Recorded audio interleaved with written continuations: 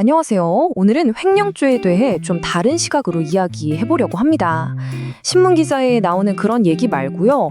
이 사건을 직접 파헤치는 수사관들은 대체 뭘 보는지 그 관점에서 한번 들여다보겠습니다. 횡령하면 딱 이런 돈가방, 거액의 현금 이런 걸 떠올리시잖아요. 근데요, 막상 수사관들이 사건을 딱 받으면 제일 먼저 던지는 질문이 그래서 얼마를 빼돌렸는데? 가 아니라는 겁니다.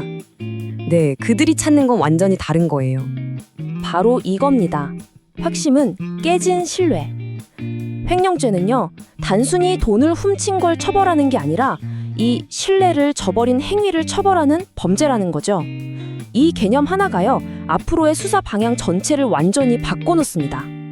자, 그럼 이 첫 번째 핵심, 돈이 아니라 신뢰의 문제라는 게 대체 무슨 뜻인지 한번 자세히 들어가 보죠. 자, 여기 비교를 한번 보실까요? 왼쪽은 그냥 돈 빌리고 못 갚는 거예요. 우리가 흔히 말하는 채무 불이행이죠. 이건 그냥 약속을 어긴 민사 문제예요. 근데 오른쪽, 형사상 횡령죄는 차원이 다릅니다. 수사관이 제일 먼저 따지는 게 바로 이거예요. 혹시 위탁 관계가 있었나?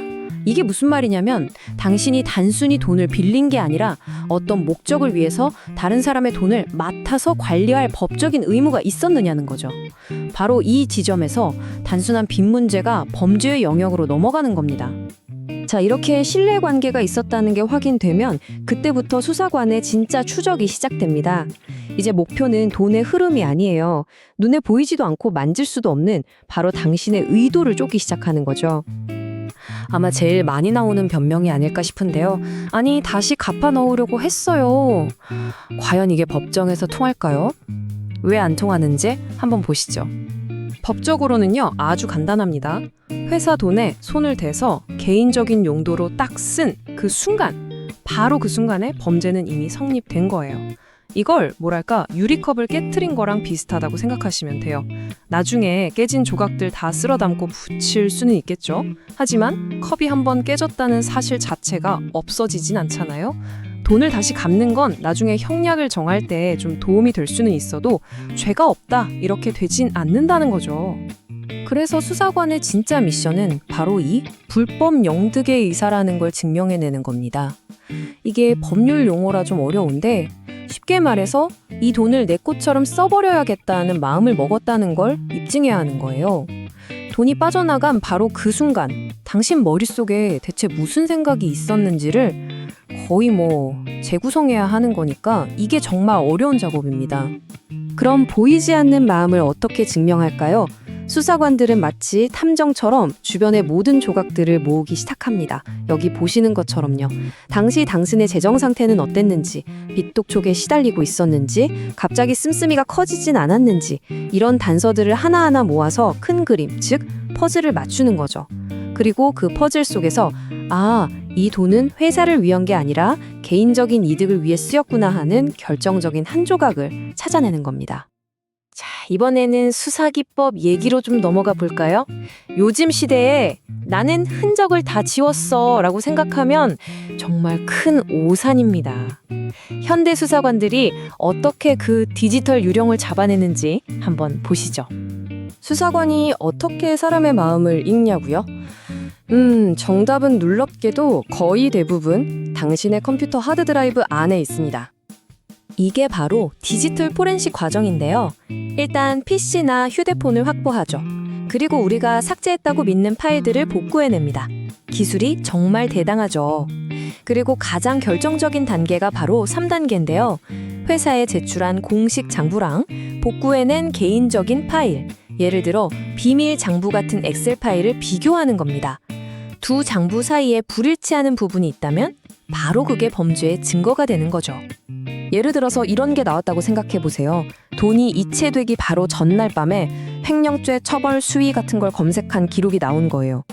이건 빼도 박도 못하는 스모킹건, 결정적인 증거가 되는 거죠. 이런 게 나오면 제가 실수로 계좌 이체를 잘못했어요 같은 변명은 더 이상 통하지 않게 됩니다. 그럼 현금으로 빼면 안전한 거 아니냐고요? 천만에요. 그건 정말 큰 착각입니다.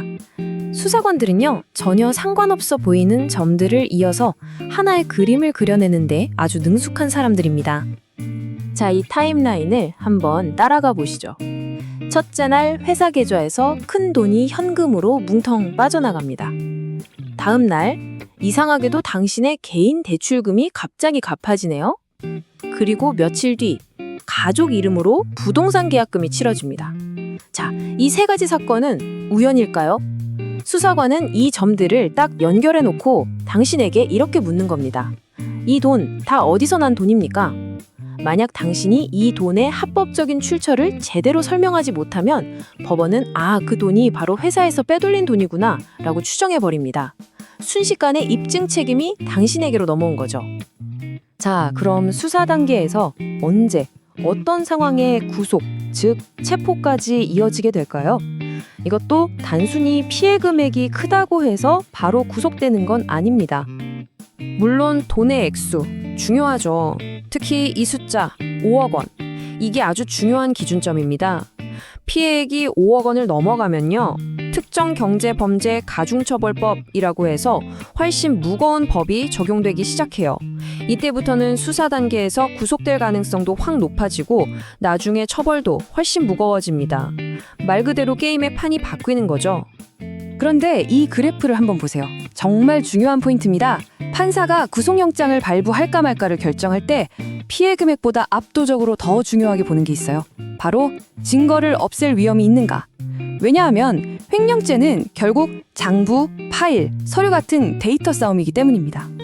만약 수사관이 보기에 이 사람이 장부를 고치거나 컴퓨터 파일을 지우거나 관련자들한테 연락해서 말을 맞추려고 하겠다라는 의심이 들면요. 그럼 수사의 핵심인 증거가 사라지는 걸 막기 위해서라도 일단 구속부터 하려고 할 겁니다. 자, 그럼 정말 중요한 얘기입니다. 정말 만약에 내가 이런 횡령 혐의를 받게 됐다. 그럼 가장 먼저 뭘 해야 하고 또 반대로 절대 해서는 안 되는 행동은 뭘까요? 수사 통보를 딱 받는 그 순간부터 골든타임이 시작된다고 보시면 됩니다. 시간 싸움이에요. 여기 보시는 것처럼 이 돈은 내가 마음대로 쓴 게 아니라 상사의 승인을 받았었다는 걸 보여주는 이메일이나 문자 또는 이건 업무 목적으로 쓴 돈이다라는 걸 증명할 회의 사진, 영수증 같은 것들 이런 것들이 나중에 당신의 결백을 주장할 수 있는 거의 유일한 방패가 될 수 있습니다. 그리고 반대로 이건 절대 하면 안 되는 치명적인 실수들입니다.